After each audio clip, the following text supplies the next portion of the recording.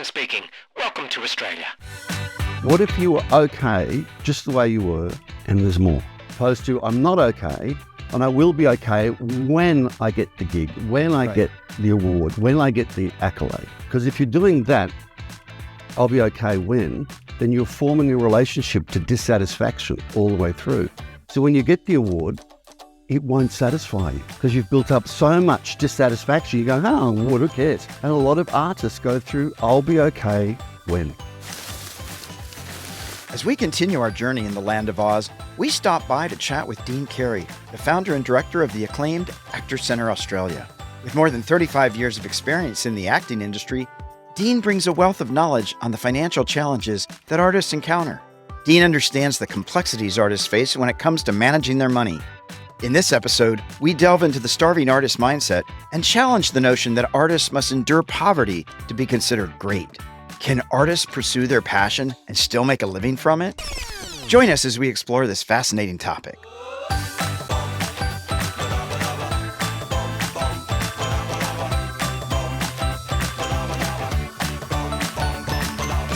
Well, I'm so excited because I'm sitting here with Dean Carey, the director and founder of Actors Centre here in Australia.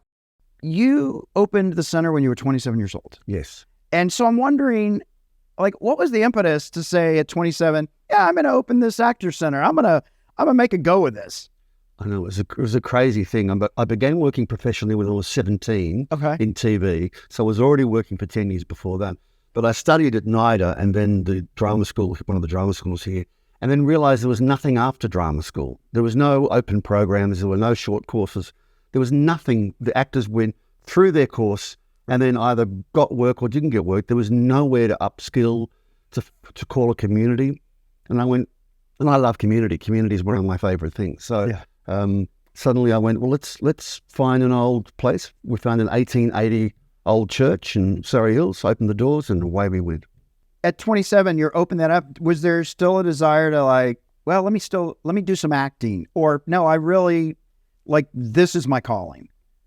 And was there a struggle? I love acting, but I didn't enjoy the job of an actor, the role of an actor, waiting for work. So when I began teaching, I just loved it so much. I loved it so much. But the funny thing was, I would be running reception at the Actors Centre, right? So I'd be behind the till and the little tickets for the classes, right? And they'd come in and go, I'm doing improvisation with Dean Carey. And I go, sure, here we go. I give them the ticket, and they give me the money, right? Then I close the cash tin and walk in and teach the class. And they must have gone Dean Carey mustn't have arrived today, and the secretary is going to teach the class today. So I was running around, getting there early, opening up, cleaning, all that stuff. Knowing what you know, 27-year-old Dean, would you do it again? Oh, yeah. Yeah? Yeah. I mean, the centre is 35 years of age this year. It is as strong as a community as it's ever been. Yeah. It has clean energy. And I know we'll talk about my next book soon, but at some point. But what we do there, we strengthen the manager in each person to manage themselves. Yeah. We embolden the artist so the artist feels they can take risks and rise up to the challenge. Right. And then we look after the person because the person's a person as well. Right. And most drama schools don't know that there's three different aspects of us. Right. They go, the artist is not doing very well, and that's why you're here, and you better listen to us because we're the expert and you're the idiot. Yeah, I don't want my fingers up like that. Well, that's to the rest of the studios. Unconscious.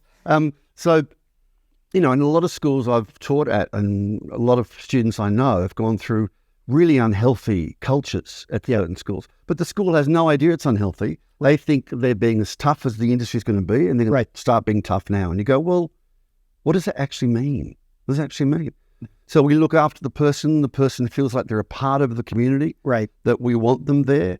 And one of the golden things is I say to the students, what if, on the first day, I would say, what if you're okay? I'm not saying you have to be, but what if you're okay given all that you know, all that you don't know, all that you've learned, all that you don't know you haven't learnt yet, all of your misgivings and faults and fears. What if you were okay just the way you were, and there's more? There's more to learn. There's time to grow. There's time to go, wow, what's next? There's time to be curious, as opposed to I'm not okay, and I will be okay when I get the gig, when I get the award, when I get the accolade. I said, because if you're doing that, I'll be okay when, then you're forming a relationship to dissatisfaction all the way through. Right. So when you get the award, it won't satisfy you. Right. Because you've built up so much dissatisfaction. You go, oh, award, who cares? It's only an award. Right. It's only a Logie award, who cares? Right. You go, I need that award. Exactly. Then you get that award and a lot of artists go through, I'll be okay when. Right. And that's a pretty unhealthy place to be. But we can all go there. Yeah. No, absolutely. And I'm wondering, at least in the U.S., my experience has been for a lot of people, well, then you can't have a family. You can't have a relationship, or only somebody that understands your pity party. And the rest of that's just for other people, because I've chosen this path.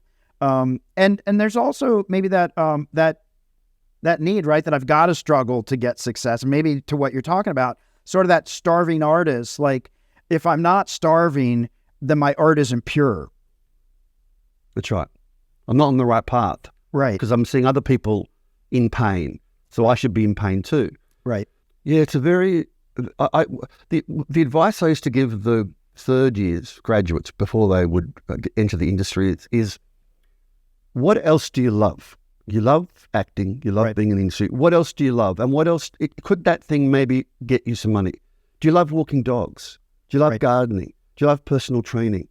Do you love, who knows what it might be? Right. And if you love that, put your energy into that, get some money there going. So when you go to a casting, you're okay.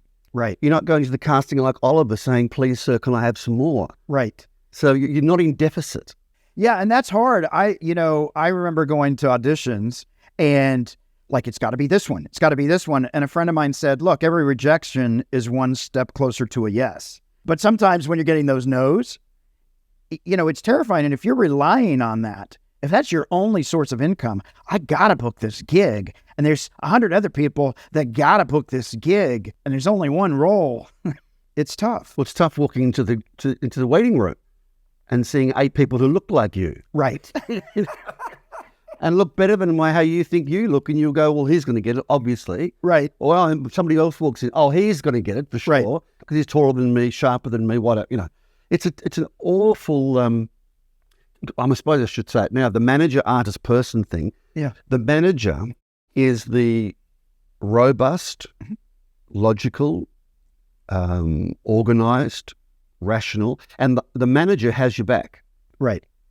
Has the artist back. Right. So I tell the students, when you walk into the to sign in, the manager walks in. Now the manager isn't a fake role. Right. The manager is you at your strong point. Right. As I said, robust, clear-headed, strong-footed. Still nervous in the background. Right. Sure. Going like, sure, but so that's the manager walks in, the manager signs in, the manager sits there, the manager does the meet and greet. Yeah. The manager says, can I use a chair? I've got a prop to use. What frame size am I in? Manager. Yeah. And then you flip. We can flip easily into different roles. Easily. So you flip to your artist. Yeah. Doing all the stuff that you have planned to do, that the role requires. Yeah. And the scene requires, It's technique. Technique's definition is precision under pressure. So you're under pressure and you can still do it because you've got the technique to do it, right? Right. So the artist pours their heart out until they hear the word cut, and then the manager goes, what else do you want from that?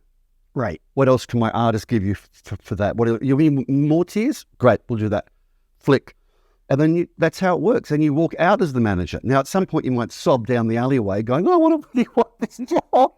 I really want this job. And the person pipes up. Right. Or the fearful artist pipes up, Right. But at some point, the manager is going to self-soothe you. It's interesting, they did a survey in the States many years ago about what kept couples together. Mm-hmm. And all the answers came back. Was it how much they loved each other? Was it the shared values? Was it the sex? Was it they didn't argue or how they argued? The top answer was the ability to self-soothe, which I found fascinating. So I'm not going to demand my partner soothe me. I'm going to have to do it. Right. Right. And so the manager is the self-soother to the artist, Right. going, you did great today. I know you didn't get it. You just got the phone call saying you didn't get it. And that sucks. Right. Let's go on. Yeah, it's interesting. I'm thinking about comedy, and right, a lot of comics need for the audience to love them and tell them they're amazing and funny and special and unique. And when I was first doing stand-up, I would bring somebody with me so that way, in case I bombed, I had somebody that would say, but I still love you. Right? I'm still lovable, because we get into that story. But then also talking about these auditions, and I'm thinking about you can bring your A game and still not get the role. That's right. Because they needed somebody 5 inches shorter. That's right. They needed somebody with whatever it is, right? And so I used to work with this guy who said, you got to have a mantra going in. My mantra used to be, I don't know what works, because it took all the pressure off, because I don't know what they want. I don't know what works. So I'm going to show up, and if it's right, they'll pick me. If it's not right, they'll pick someone else. But taking it out of my hands that I've got to execute perfectly, because they might just see a look or something that connects them, and they'll be like, that's the one. That's right. That's the one at all costs. Yeah. So I tell the students in an audition casting, you're not in control. Yeah. But you are in command of your focus and energy. Yeah. And your intention and your attention. So I said, focus on what you can command. Right. Let everything else be what it wants to be. Right. And when they audition for the Actor Centre, I say that on the beginning chat. And I go, you've got to understand you don't have control of the situation. Yeah. But you are in command. You've got your character. You've got a fantastic story. We've got an audience here. We're ready to listen to you. We're ready to welcome your character into this space. Yeah. We do a warm-up. And suddenly you feel the room changes. Yeah. From the nervous artists, that fearful, into, wow, I have got a good story to tell, and I'm going to tell it. Yeah. And how do you, we're talking a little bit about the starving artist piece, where you've got to, be your purist by starving, but there's also how to, that balance of my passion to perform, to be seen for my gifts, and then also being able to financially afford to eat and have a place to live. Like for myself, when I was younger, people would say, oh, you could do character acting, you could make really good money. I was doing stand-up. Oh, man, there's a path for you. I did not have a safety net growing up. And so fear was a motivator for me. Scarcity was a motivator for me. And I did not want to be living in an apartment with 6 other people. I did not want to be wondering how I was going to pay for the rent. And even when the opportunity came to be a writer, they're like, no, you get like a gig in 2 years, you write, you make a whole bunch of money, and then you don't write for 3 years. I could not handle, I needed to know. And I'm wondering how you talk with people who, they've got this gift, and yet they've got to be able to survive as a human to be able to bring their gift. Well, I remember I would talk to a lot of students who didn't have any money, couldn't afford the fees, couldn't afford to live in Sydney, whatever, and going to get a job. And one girl in particular, I remember saying, what are you worth per hour? What do you think you're worth? And she went, I've got no idea. I said, well, what do you think? If you had to make a guess? I said, maybe $12. What if it's 30? So, oh, no, I wouldn't be worth 30. Wow. I said, well, what if you were? What do you think you're doing? Oh, I'm cleaning in a guest house, something. So what if you were the maitre d' of the restaurant? I said, you've got a fantastic look. You've got a great voice. When you're on stage, you've got such a great command of your energy. She went, oh. I said, have you got a CV? No. We'll go to Officeworks and get some really good paper that you love and find a font that you love and come back next week with your CV. So she did that. She got the maitre d' job, $35 an hour. She couldn't believe it. She was just shocked. She said, I love it. I go 3 nights a week. I can pay my rent. I can pay for food. Right. I can go and see a movie. I can go and see a play, and I can pay the fees. Yeah. But the person didn't realize that their manager was missing. Right. And another girl in second year, I remember, she was a wonderful painter, and she was doing a work for somebody, and she said, they've asked me for a price, and I don't know what to say. And I said, well, the artist wants to give it away. Right. The artist will say, I've just spent 6 months of my life making art for you. Have it, by all means, then go and cry. I said, so what let's talk to your manager. Put your manager's cap on. Yeah. How long did you work on it for? What resources did you need? How many hours would you say overall? What are you worth an hour? I said, the painting's worth $2.5K, $2.5 grand. I couldn't, and they said yes. Yeah. They saw it and said yes. Well, it's so interesting that it seems like many artists, whether it's painting, whether it's acting, like there's so many different ways to be an artist, that it takes a third person perspective to tell us our value. Yeah. As the artist, right? Not the manager, but as the artist, do I have value? Is my gift enough? Is it pretty? Did it impact you? And we can't seemingly go, yeah, I own this. Yeah. I own my gift. Yeah. No. Can I offer it? Yes, because it comes from love. Yeah. So a part of us goes, well, if I love doing it, why should I be paid for it? Right. And I learned at some point that money is a swap for time and energy. Right. So my first job, I was 16 working at Big W, and I was put on the microphone spruiking for 3 hours for a 16-year-old to get people in, right? And I got my first pay packet, $12.63, right? And I was on the bus going home. I think it was 15 maybe. Bus going home going, I just made $12.53 because I got up in the morning, had a shower, got dressed, went in there, for 3 hours gave of myself, and then went home, and something clicked that there was a swap happening. Yeah.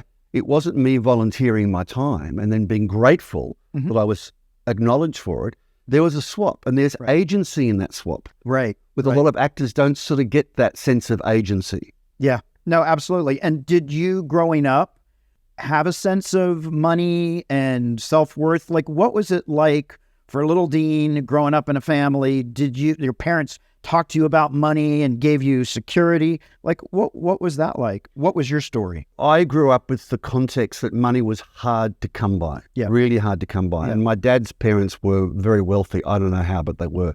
So whatever dad needed or mum needed, they just paid for it. Right. So mum and dad never paid for anything. Right. But we never sort of had money. It didn't feel like that. So Right. It wasn't until I got my job and I went, wow, I'm worth $12.43. Yeah. And I went, wow, But I remember when I first began teaching, I hated taking the actors' money. I hated it. They'd walk in the room, I had the music playing, and go, hi, John. Hi, Mary, how you going? Great night. You ready for a terrific night? Yes, great. And then I'd get my cash tin out and they'd line up and I'd hate putting my hand out for the money. Yeah. Now, I sort of got over that, but it took me a while because I felt awful at going, here we are and this is going to be fantastic, but hang on, wait, you need to pay me first. Well, they should. Yeah. And I had to get over that hump because that's swapping hats. I was the artist welcoming them and I had to put the manager's hat on and then, yeah, it's very interesting. It's when I studied at the Beverly Hills Playhouse, one of the things that they talked about, they really didn't want to take credit cards. When people paid, they wanted cash. They wanted a check. They would take credit cards. But as I remember, it was a big conversation about creating debt to go to school. Because as an artist, like, you don't know where your next paycheck's coming from. And it felt very intentional to really help people stay grounded in the real world that, I want to be an artist and I want to bring my gifts and I still got to pay my bills. And so let's not create more bills by charging everything. Yeah. Because the artists themselves, they're just focused on the art, right? And people joke, there's show business. It's show business. It's just not show. It's the entertainment business, right? And as we were joking a little bit before, right? It's not show business. It's not show fairness. It's not show equity. It's like we have to show up in those different aspects, or at least make sure we've got somebody advocating in our corner if we're not able to do it. That's right. And I know when I opened the Actors Centre, things changed in my head about money because I had to make the rent, had to pay the electricity, etc. And there were things we wanted. I wanted better chairs than what we had. We had horrible old tin chairs from 100 years ago. Right. So I would take money for courses and classes as low as I could possibly think, but I would go, if I make some more of that in the next month, I can buy new chairs. So suddenly money became produce. It became things that would make our lives better. Right. So that month of money went into chairs. That next 6 months of money went into a new curtains. That next 6 months of money went into painting all the windows. And so suddenly I learned that money is energy. Right. Money Absolutely. is energy. And so when I took the money in, I started thinking, this actor's getting energy from this weekend program. Right. And we're charging $250. So it's an exchange of time, energy. It's not money. It's a note or it's a credit card, but it actually is energy. Yeah, absolutely. And when you started the Artist Center, right, from what you were saying, it wasn't, oh, I'm going to make $2 million off of this right away. It was, how can I give to a community where there's something that I feel is lacking? And so it became out of, in a way, service or trying to give something that you saw missing versus, I'm going to get rich quick. Yes, there was no intention, fortunately or unfortunately, of ever thinking I wanted it to pay its way, and I wanted the building to be upgraded and the equipment and newer cameras and a bigger television set and more microphones and a better piano. And suddenly the money coming in began to fund and fuel the center. But I remember we had an open day on the first day ever, and I put a big calendar out of all the people who were teaching and all the classes and things. And we got there and we were painting signs and putting them up. And I turned to a friend of mine and I said, what if nobody comes? What we had cakes made, we had muffins done, we had the coffee on, everything, Millionaire was on. I bought 2 palms by the door so people walked in and felt like they were at home, Yeah. And he said, look out the window.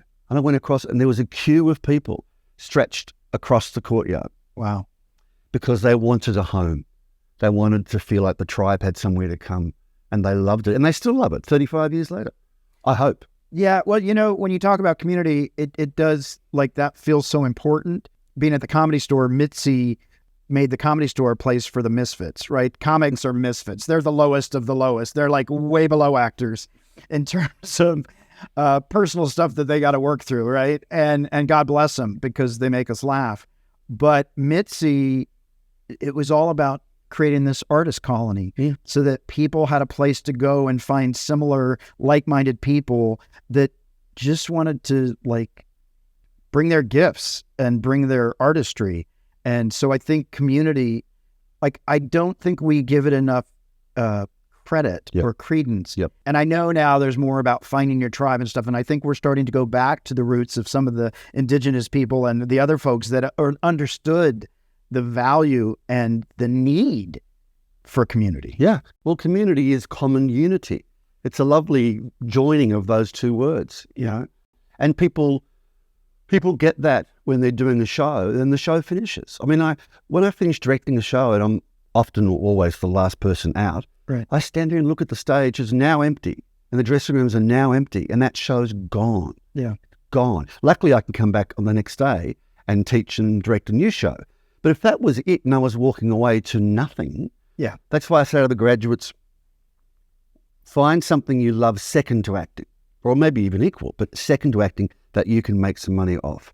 So you're being fueled by something, and your main passion and love is still there, right? But you're being supported. You're supporting yourself, and you're able to self-soothe this artist because you're managing in the background. Yeah. Well, as you were talking about that, it made me think, I was in a play when I was in junior high, but it was the high school play, and the director was from New York, had been on Broadway. And so the high school there did incredible productions, and a lot of the people went on to be actors and stuff.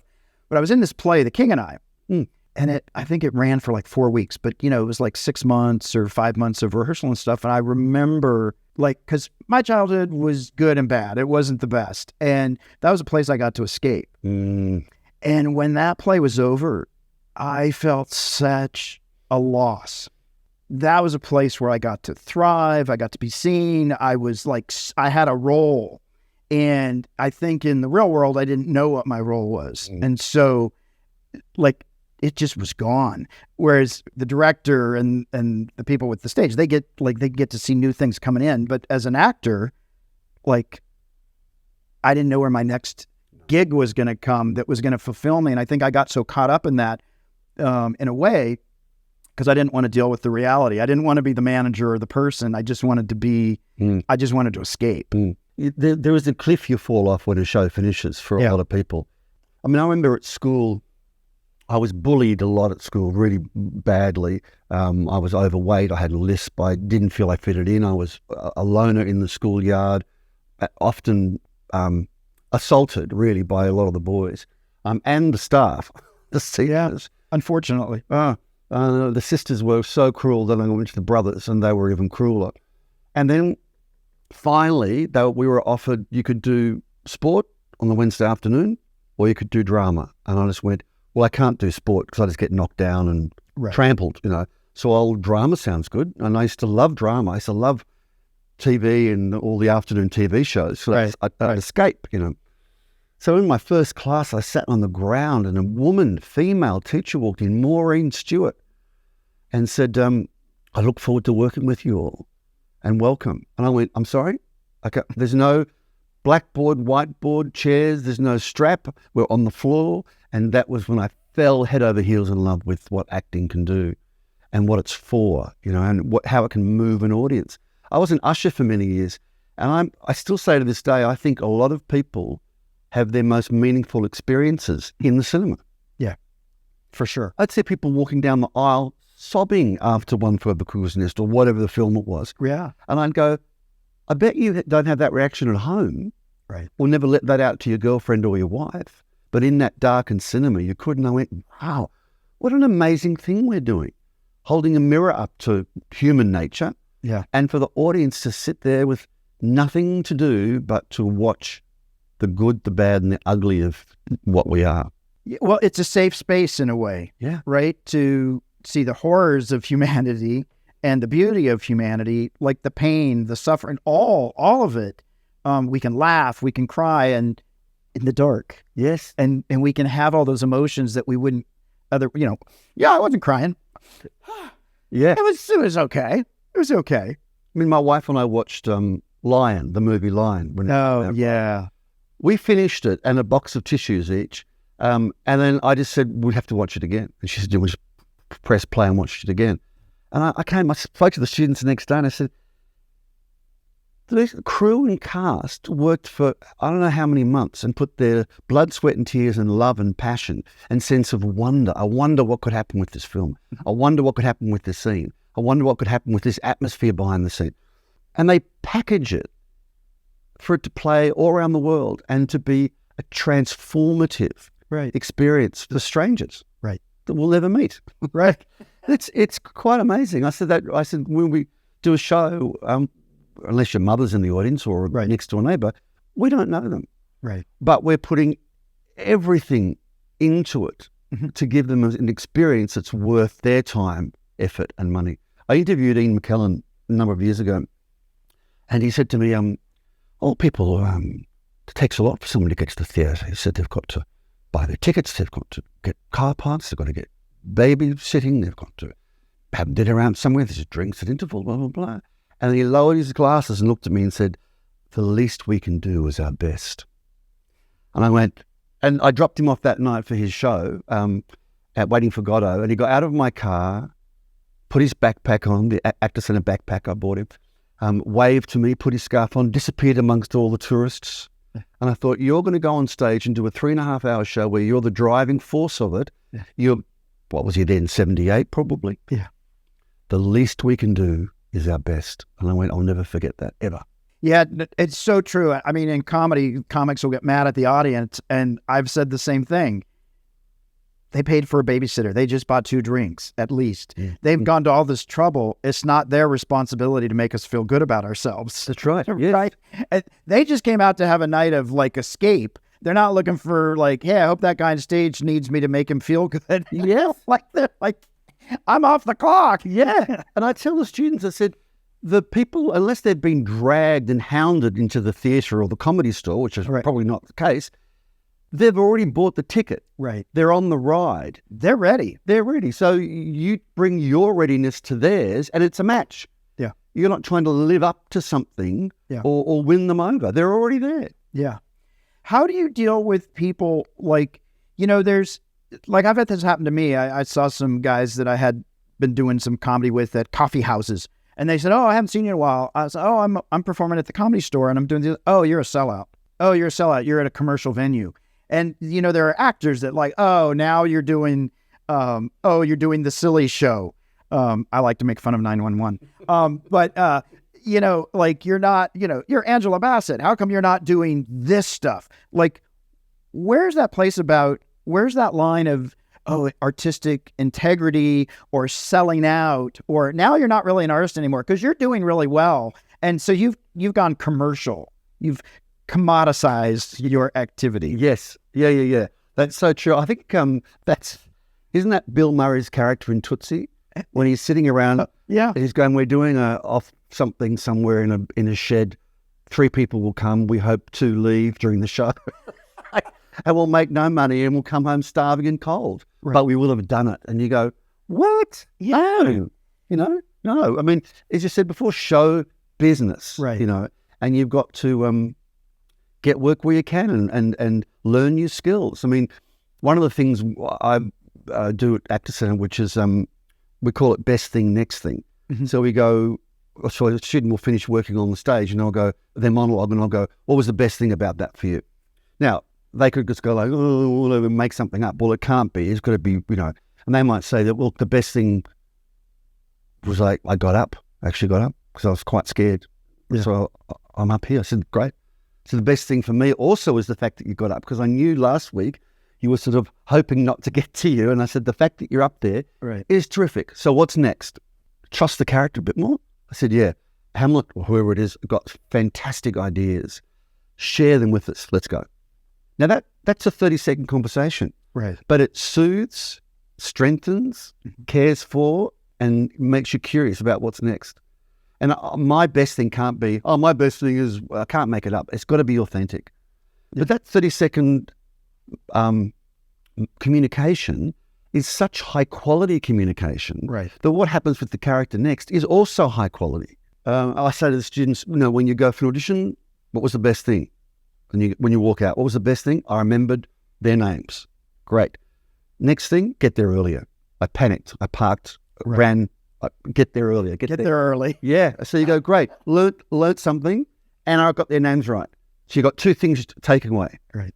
So as opposed to, I was so late, etc. So I think it's a really good strengthener. That best thing goes like, you're okay.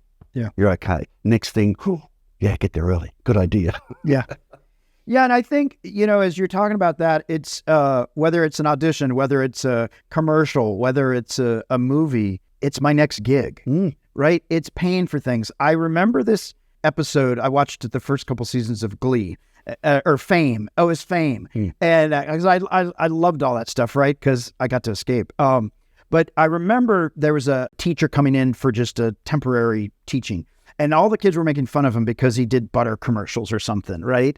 And he was this actor, and now he did butter commercials. And so he knew that everybody was sort of making fun of him, right? And he was older. And he gets up in front of the class, and he does a monologue from Shakespeare, right?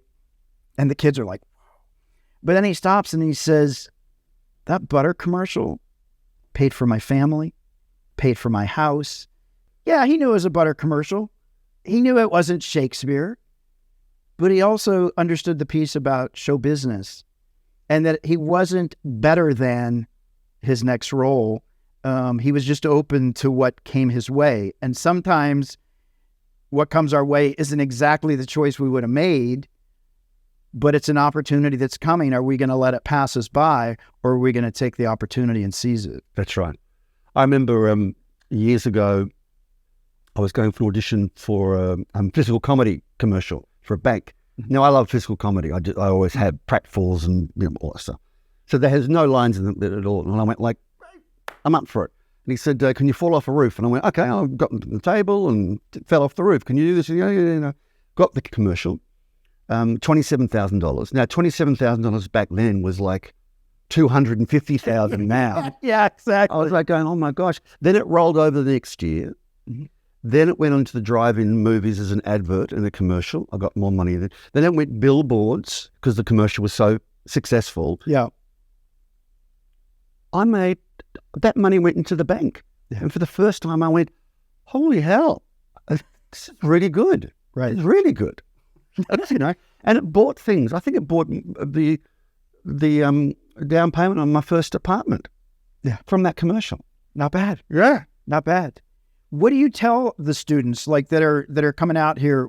How do you tell them, or do you tell them, or the guidance about this starving artist mindset versus the business and versus artistic integrity versus paying the rent? I mean, do you talk a lot about that? Do you make sure that that's like at least on the radar for students? Definitely. I mean, going back to the map book, I had to give a speech in Queensland. I was on the plane flying up, and this map thing, although it started off as PAM first, because it was person, artist, manager, and I thought, Pam's not going to be a very good book, I don't think. So I swapped it around. Pam. Yeah.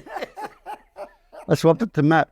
But I went, wow, when a student comes to talk to me, I'm either the manager, the person, or the artist for them. I didn't realize this for all those years. Right. But whenever I talked to someone, it seemed to be quite effective for them.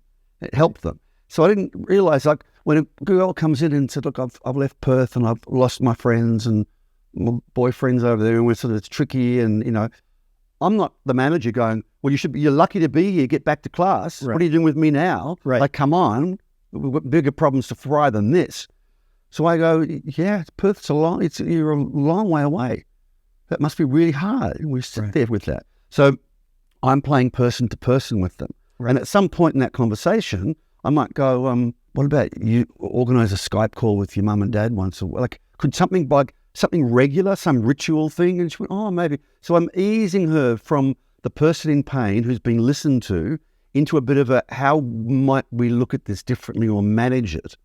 Yeah. When a person might come in and say, I'm really struggling with cost here in the Seagull. And I go, right, so what scene are you looking at? And I'm in artist mode. I'm not in director mode or manager mode or person mode. The three aspects are really, really important. And when the person's in pain, they need to be listened to and acknowledged. Yeah. Like, if someone breaks up, they come, you're out with them and they say, I've just broken up with my boyfriend. There's no point saying, there's plenty more fish in the sea. I mean, they're going to go, what are you saying? My heart's broken. Right, exactly. My life is over, you know. So what you need to do is go, shit, that's bad. And oh my God, I feel so sorry for you, you know. Oh my, you got to be in that place with them. So there's a time and a place to be in the person's pain or whatever, their excitement or their whatever. But all three are really important. And when you look at Michael Jackson, Michael Hutchins, Whitney Houston, Marilyn Monroe, Amy Winehouse, you go through the hundreds of people who are not with us anymore. Right. And you go, the artist was extraordinary. Right. Where was the manager? Or did you trust someone to be your manager who took all your money? Right. Because you weren't managing the manager. Right. You know. So I say all three are really important, and all three have their different skill sets, and all three need to be acknowledged and listened to. Yeah, and as you're talking about that, I was thinking about mentorship, which is really part the manager and part the person, I guess. I have a friend who's a very successful actress now, but when she was starting out, and she had a strong belief in herself, but she was working in this with this group of people, and the lady kept saying, "You're too fat, and lose 5 pounds." And then she would get up and do something, and everybody's like, "That's brilliant." She's like, "That's just ridiculous." And this woman just had a chip, right? Oh and my friend finally got enough confidence at one point to go back and say, like, I'm done with this, but maybe you should take your negative anger and stop directing it at artists who are trying to bring their crafts and go like direct it somewhere else, because you are not helping anybody. Yeah, great. And like, but most people would have sat there, many people would have sat there and just said, I'll just keep taking the abuse because to be pure, I must suffer. That's right. Right? And not be able to find the person or the manager that says, okay, this is abuse. Yeah. Right? This is not okay. That's right. And I think as an artist, sometimes we're afraid that we lose the opportunity to be the artist if we set a boundary or say, I'm worth more. Yeah, exactly. It's a different voice. It's a different voice.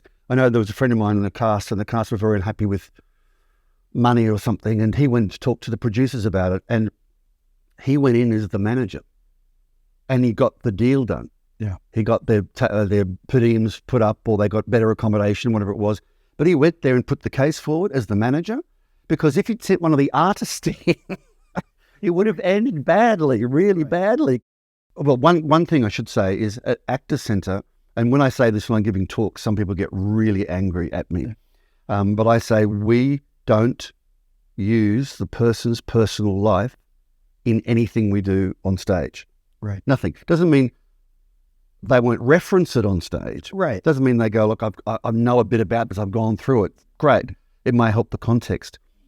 But a lot of teachers will say, is your grandfather dead? Yes. Did you love him? Yes. Okay. So bring a chair over and kneel next to the chair. You're at his bedside. Tell him how you feel. So the student kneels, starts crying, you know. Right. Then the teacher will say, monologue switch. And they'll go, to be or not to be. Wonderful, like fantastic. Not acting, Right. but it's amazing. And the students sitting there going like, oh my God, Danny, that was the best work you've ever done. So Danny's getting hugged, Danny's crying. And I go, you had to exhume your grandfather out of the ground in order to mine your artistry. Right. And then you use your memories, which are beautiful and honourable, to fuel acting.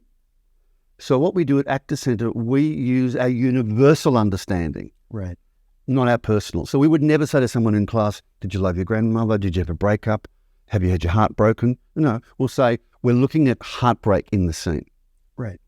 The idea of heartbreak. And I mean, we had our hearts broken in the first 10 seconds of being born. Right? We can't speak. We can't ask for anything. We don't know where we are. We can't even focus. Yeah. We can't stand up. Right. And they're like, oh, you two. Yeah. So a little kid goes through the universal pain and suffering and confusion that Shakespeare's plays are based on. Right. In the first day, 24 hours of their life. Right. Being put into a crib and left in the dark. Yeah. Crying. No one comes to, I mean, so I don't think we need to find out from that person what happened to them when they were 3, when their dog got run over. And if they bring it up, we go, great. Let's move into the universal understanding of that heartache, you know. So therefore, when people are on stage, they're not exhuming anybody. They're not going back through bad breakups. So what we're really doing is managing the person not to fuel their artistry by their pain. Right. Now, some teachers, and I won't name who they are, have made their studios based upon this. Right. We're going to use your pain, your dysfunction, your heartache to fuel all of these characters. So the more you let us know what you've gone through, the better you'll be. Well, that's so unhealthy. Yeah, because then you don't ever really actually get to heal, because you got to keep bringing dead grandma or whatever. Yeah. And you never actually get to. Yeah. You're re-triggering the trauma over and over. And then, of course, you're on stage going, what if your grandfather doesn't make you cry anymore? Right. It's not your grandfather making you cry. It's the character's pain that you're honouring every night. Right. It's a whole different thing. So when you walk off stage, you can bow, you can clap the audience, you can say thank you for coming, as opposed to, thanks, grandfather, you've given me another night of performance. Right. It's wrong. It's so wrong. No, absolutely. Well, I want to take that and then take it back to self-worth. Yep. And money as an energy, and tying it together, or maybe not tying it together, right? But there's so many actors out there where, I didn't cry on cue. I'm not enough. I've got to be over the top. Where does self-worth, value, artistry, humanity, like where does that all come together, and how do we navigate that? Or how do you see artists navigating being able to be okay with, I've got money and it's okay to have money, not, you must start, like, get rid of that money because you're not pure anymore. And my self-worth is only in my pain, as opposed to my self-worth is in my appreciation of what I can bring. Yeah. Not just bringing my pain. Yes. Yes, it's a great. I mean, we could talk for so long about that question, isn't it? Because for me, it's like the root, right? We're wounded. We want to express, we want to bring our gifts, and maybe not everybody's wounded, but we all have something we bring. I think balance is really important, which is where the manager, artist or artisan and person comes into play. We've got to have balance.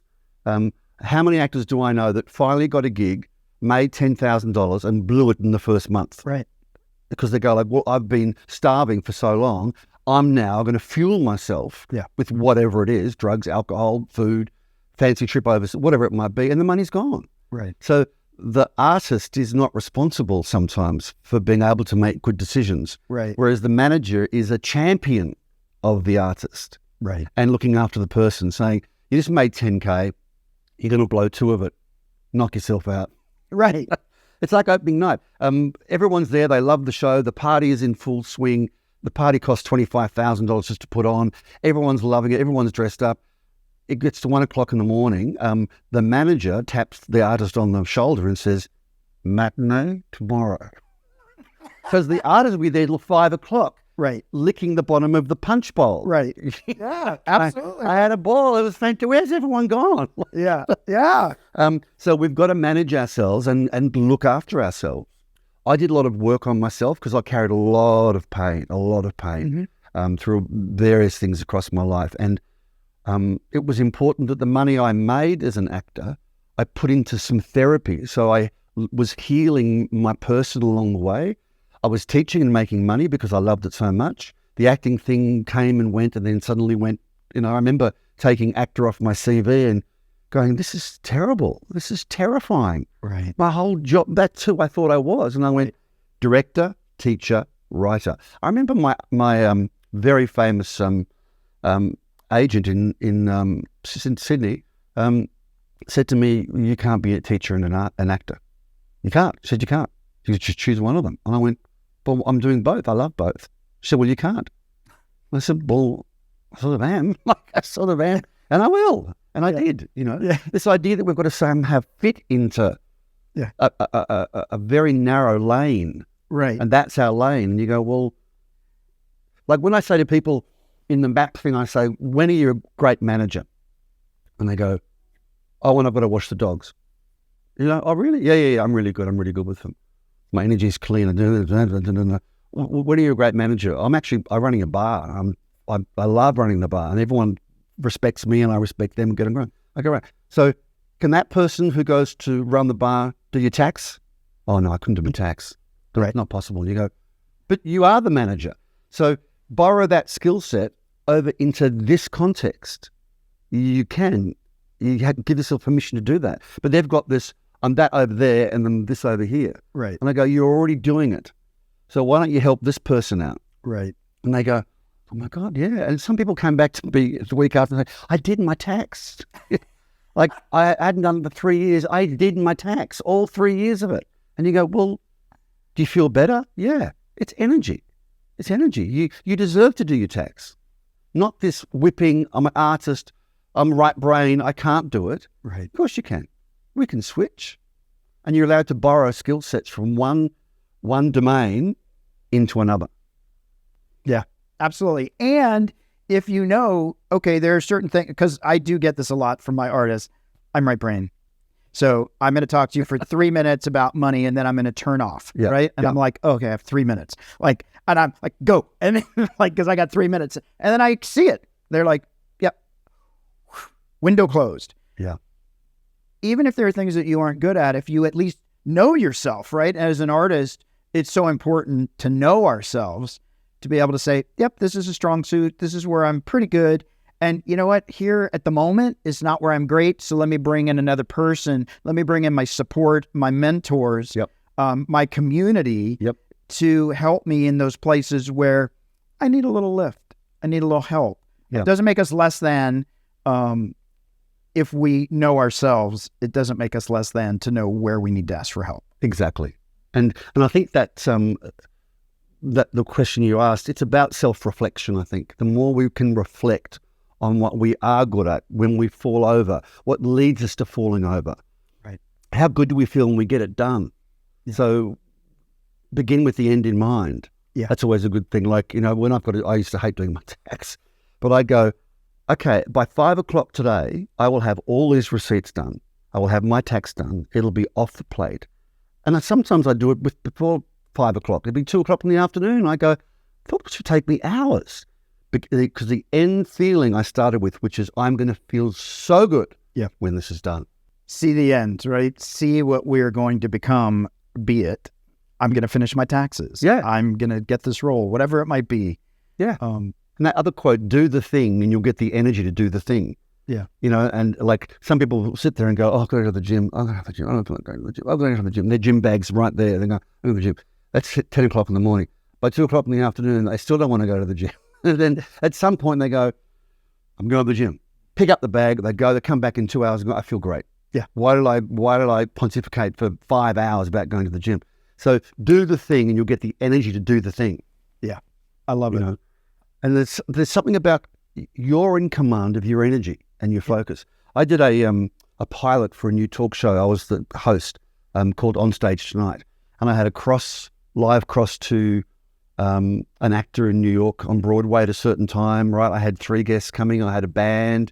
I had the whole thing going. Well, the day before we shot the pilot, I stood on top of the stairs and my person said, if you tripped right now, you wouldn't have to do it tomorrow night. You could just trip down the stairs and hopefully really hurt yourself. Then you've got a really good excuse to go, I can't come in. And I was literally going, that's a way out. That's a way out. That was my little person in pain. But then my manager and champion said, Dean, this is your idea to do the show. Everyone's come. Do it. Do it. Do it. You're going to love it. And I went, so I know when I can fall over, or literally, or metaphorically. Right. And when I need to pick myself up. And I've now got that voice that can, I remember I taught at Yale in New Haven, north of New York, teaching the 4th year directing students and the 3rd years and 2nd years in a class. I was 25 years of age. So here I am walking around Yale University grounds, looking at all the alumni and walking around going, who the fuck are you? What do you think you're going to do?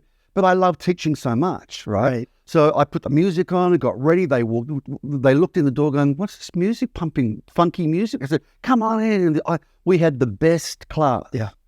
The best class. I packed up. The guy said, Dean, that was incredible. He said, I was going to watch I watched the whole thing. He said, will you come back next year? I said, sure. So I walked out, put my backpack on, walked through, got to the road, about to go on the Amtrak to come back to New York. So I was staying there. And this voice said, don't be too big. It was just one class. It was a fluke. And I literally, like a cartoon character, my shoulders crumbled and I went, maybe it was just a fluke. And I gave that voice energy. And that voice was my disempowered self. Yeah. Now, if that voice comes back, I'm 63, if that voice comes back, I'm not going to give it much energy. Yeah. But it's my frightened boy. Right. It's the nail-biting kid at school. He's still in there somewhere. Yeah. I just manage it if it happens. Yeah. Well, it's, as you share that, I was thinking about, because I've had to speak before and sometimes get up impromptu speak or you do comedy or whatever you're doing. Most people in the audience, they don't care what you say, right? They're just grateful they're not up there having to frickin' figure it out. That's and right. So if I say A, B, or C, they're all great answers. That's right. There's no wrong way, like if you're showing up. Yes. Yes. Because everybody else is just like, thank God. Yeah. They're doing it. Yes. Yeah.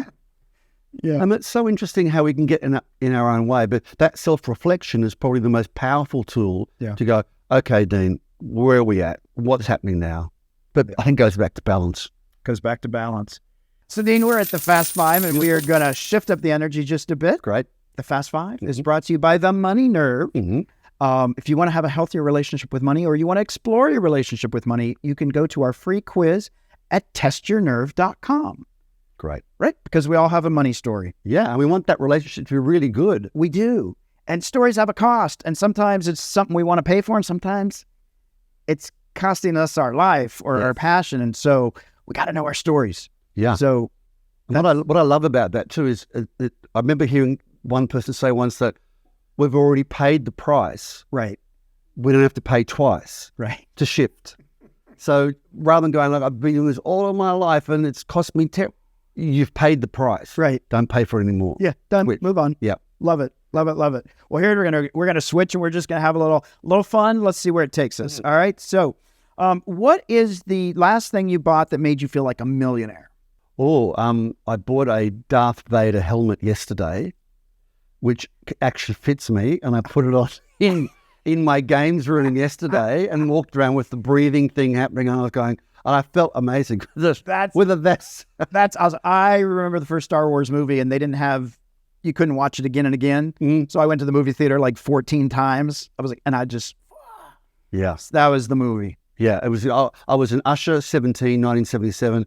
The Hoyt's place next door said, we've got a midnight screening tonight. I went, what's the thing called? He said, it's called Star Wars. I went, wait, what is that? I sat in the front row. The curtains went, John Williams' score began, and I went, I'm in. All my life. I had been reading about it for a couple of years. They kept saying there was this movie coming out. And so I was like, I can't forget this because it sounds, and then when I came, whoa, that changed movie making. Yes, I think absolutely. it changed it. Yes. What's the most absurd thing you've ever done for money? Oh, I dressed up as a gorilla in Melbourne to open the first ever video games arcade. So I was dressed up as a gorilla with flyers handing out, and I'd jump onto trams and I'd go down Burke Street and I'd run around in this gorilla thing until a group of 5 guys got me down a laneway and they put their cigarette butt through the eyelids of my mask. So I was dressed as a gorilla trying to keep the things from burning my face, and they all left me. So I felt pretty bad down that laneway. But I put the suit back on again, and I got my money that night, and I went, no, I'm doing it. Wow. The best thing was standing out in the front of the store as if I wasn't alive. Right. Holding them with a bit of a slight odd, not a very good model, right? And when someone took the flyer, I just, they go screaming down the street. So I got a lot of people into that place.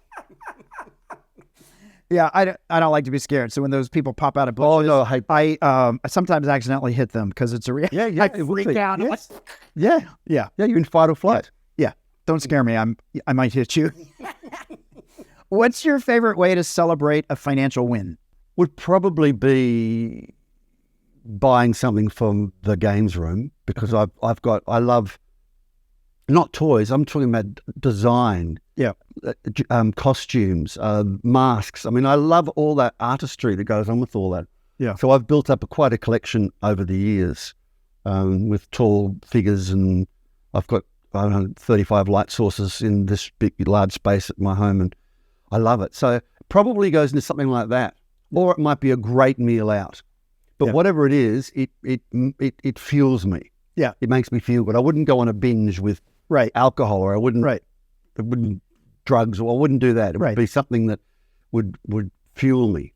Yeah, and I think it's so important to like stop and consciously celebrate the wins, because I think we don't do that enough. Yes, yeah, absolutely. And that's where the person can let their hair down a little bit at that moment there, because you've managed it. The artistry is, they've done their thing, and the person can go, wow, it's come together. Yeah. So I love that. I love that. What's the weirdest thing you've ever purchased when you were feeling like emotional? As a kid, I used to paint the little models that I'd buy. They're all coming out now. I had in my room Frankenstein, Creature from the Black Lagoon, The Mummy, Hunchback of Notre Dame, Vampire, you name it, I had them all. I painted them all. They were glow in the dark, right? And I'd always buy one every week if I could. And my mother or father wouldn't come into my room because it was full of just all that sort of stuff. I didn't realize until years later that was my undischarged feeling of not being wanted. So all those models were misfits, all of them. And Frankenstein hounded down by the township, and the Creature in Black Lagoon forced back in, like all that stuff. I had no idea that was little Dean going, I feel like a freak. Yeah. And I don't belong. And it came out in all those models. I wish I'd kept them now. Wow. I used to do airplanes and cars and paint them in the glue. The glue. Maybe a little too much. Right. Oh, the memories. What is the main emotion you feel when it comes to money? It's really changed now because now it goes back to the energy thing and what it will provide. I don't feel like I'm a pauper, lucky to have it anymore. Like I've just started being the trivia quiz master down here because I love it. I love performing. I love being up there. I love doing it, and it gives me a bit of money everywhere. But that money that I get, the $250 a week, I said to my wife, that will pay for one clean a month. It will pay for us to go to a nice restaurant once a month. It will pay for the new gardening we want done. So suddenly when I go to the trivia and I think, oh God, I've got my microphone, my mixer, my amplifier, my speakers, that's 10 plants, 2 dinners out, Right. 2 cleans of the house. Yeah. And I go, yeah, great. And I'm packing up at bloody 11 o'clock at night and dragging the suitcase down the road to find my car to go home. I go, no, it's really worth it. So I see money now. My relationship is that money is just money. It's what it will do in my life. Right. For me and other people. That's the important thing. Yeah. I don't try and store it. I don't try and hide it. I go, what's its best use? Yeah.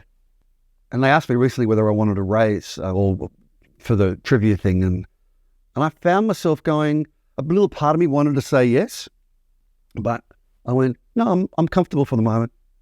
I'm happy. That's a good exchange. It might change next year. Right. But I'm good for now. Yeah. But I would have at one point said, no, I'm fine, then gone, why didn't you say something? Right. Or blown it by, I don't know. I've got a very different relationship with money now. I think it's a functional one.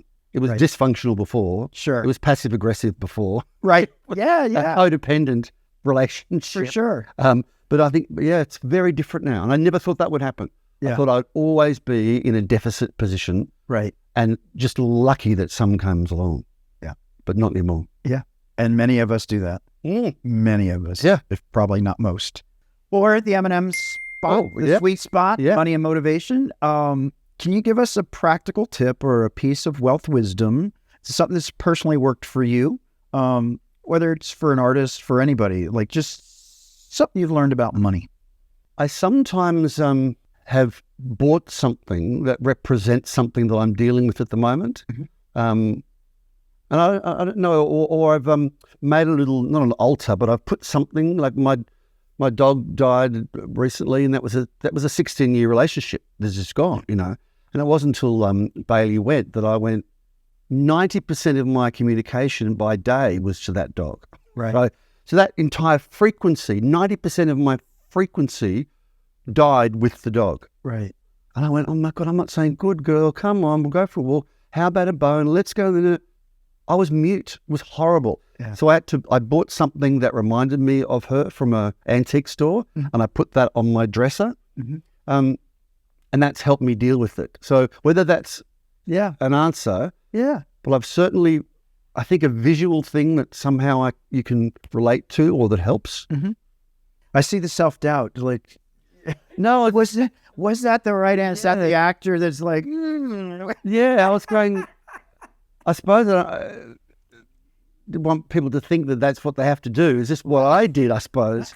But yeah, I mean, once again, that's me acknowledging the person in pain. Yeah. Not because I managed her last day on the planet incredibly. I couldn't have managed it any better. Yeah. And all the things that happened, I was like there, like a rock for that dog. Yeah. For everything that she went through, and my wife. But when the vet drove away, I fell apart. I went from manager to the person. Yeah. I suppose it's about, once again, self-soothing, and looking after ourselves. And the artist does want to whip. Right. They often want to whip. Not good enough. Not there. We'll be okay once I get there. Right. What about being okay now? Right. What about that as an idea? And it's okay to be okay with our pain and our celebrations and everything in between. Yeah. We don't have to. I had so much trouble when other people were in pain being in my celebration, and when I was in my pain, other people celebrating. Right? We all have to be in this together. We all must suffer, and nobody gets to relax into the celebration. Yeah. Yeah.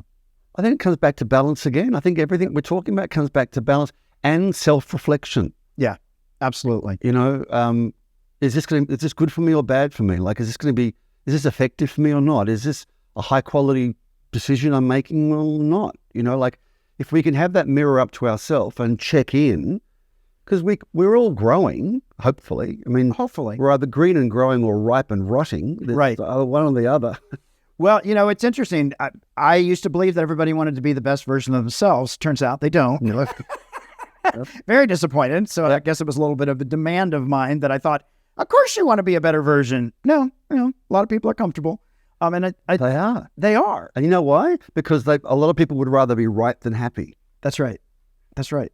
We love to be right. We love to be People right. give over their life to be right. Yeah, absolutely. And it's not about being right. It's about getting the right outcome, really. Yeah. You know. Yeah. See, I failed again. I was right. Yes, that's exactly right. You know. Wow. Wow. I know I married the wrong person again. You see? But I'm right. Yeah. Not happy. Yeah. Not happy. I know. Well, Dean, you know, so this is my takeaway, and you just named it again. It's talking about that balance, the self-reflection, curiosity. To me, curiosity is so important. Are we willing to be curious? Yeah. Am I willing to be curious about you? Am I willing to be curious about me? Wow, that's interesting. I sure love to do this over and over and over. I love this self-sabotage or whatever it might be. So many of us are afraid to reflect and actually get the truth of the question. Most of us don't want to know the answer to, so curiosity, I think, is so important in that self-reflection. And, you know, a little bit of play on words. Maybe we all don't need a Pam in our life, but we all need a map in our life. That's right. Right? We all need that balance of the manager, the actor, and the person. And I think so many of us are so busy presenting, I look really good. I present, instead of how do I actually really feel? And am I willing to say it or at least acknowledge it? Because, people might judge me. People might this and that. And as actors, as creative artists, I think that is the biggest part of the job, is to self-reflect, to express, so that other people, so we can mirror to other people the world that sometimes we don't want to see. And so I love that you're out there bringing that balance in and helping people see, because even if they're not on the stage acting, they're carrying the artist within in every interaction that they do. And again, like, that's where I believe we all need to be spending a little more time, is in that place of the creative self. And so I so appreciate this whole conversation. And I know you've got another book coming out. You've got a lot of stuff going on. Where can people find you online and social media? Before I get to that, a very quick one on curiosity. It's great. I've been doing a lot of work with actors coaching, saying, what if the character got curious? What if the character went, why is he nodding? Why is he sitting back in his chair? Why is she walking over there? Why did she just say that? Like, it's really powerful because it makes it very dynamic acting. Yeah. If the character, because the character is in fight or flight mostly. Right. They're going like, why am I here? How did I reach here? What's going on around me? It's new. So curiosity is a really big thing. It is. Huge. Absolutely. And there's no cure for it, curiosity. Once you're curious, there's no cure for it. I remember my parents would say on Friday night, we're going up to get the fish and chips, right? Now, all of the Christmas presents have been wrapped and they're under our bed. Do not go and look at them. And we would absolutely, the moment the car left, we would run up that hall so fast the carpet would undulate like this. And we'd be shaking the boxes and pressing the paper. So I say to my students a lot, as soon as you get curious about Shakespeare, curious about Chekhov, curious about Ophelia, curious about Hamlet, curious about whatever character it might be, curious about the scene, curious about how you got there, curious about what you're going to do, all these things fall away there because you have agency. You're not going, am I looking good? Am I playing the character right? Am I emotional enough? Am I creative enough? Am I enough for you? Yeah. The character takes over, their curiosity. It's a very fascinating switch of context for an actor who's trying to pump out truth and creativity. Right. Make the character, settle them into their world. Let them become curious and interesting. Yeah, it keeps us in the moment. Yeah. Yeah. So deancareycreative.com is the website.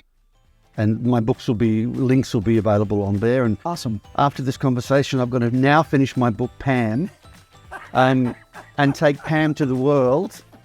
Come on, Pam, you can do it. Map it out, Pam. Map it out, Pam.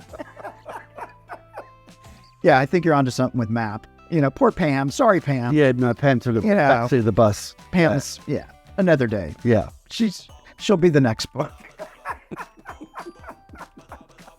Thank you so much. Oh, you're welcome. Great conversation. Really good. Thank you.